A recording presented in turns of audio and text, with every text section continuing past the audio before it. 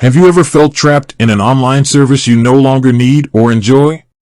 Today, we're diving into a topic that many people face but might not know how to address: canceling a moka account.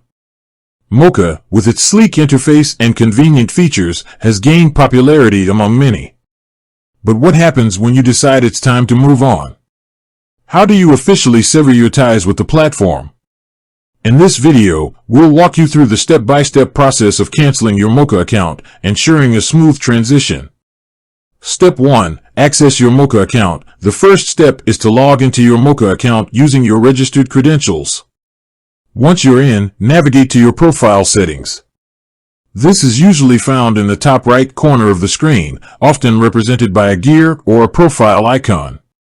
Step 2. Locate the cancellation option. Within your profile settings, look for a section labeled Account or Settings. This section should contain options related to managing your account, including cancellation.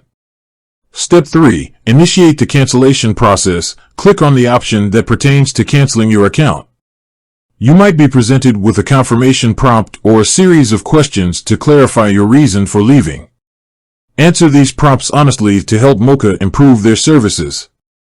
Step 4. Review cancellation terms. Before proceeding, carefully review the cancellation terms and conditions. These might include any fees or restrictions associated with canceling your account. Make sure you understand the implications of your decision. Step 5. Confirm cancellation. Once you've reviewed the terms and are satisfied with your choice, confirm the cancellation.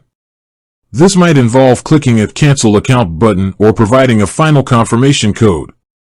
Step 6. Verify cancellation. After confirming the cancellation, you should receive a notification or email confirming your request. This serves as proof that your cancellation has been initiated. Additional considerations. Pending transactions. If you have any pending transactions on your moka account, ensure they are settled before canceling.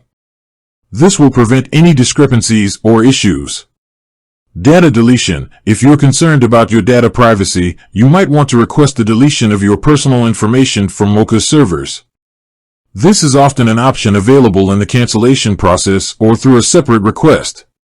Customer support. If you encounter any difficulties or have questions during the cancellation process, don't hesitate to reach out to Moka's customer support. They can assist you and provide further guidance.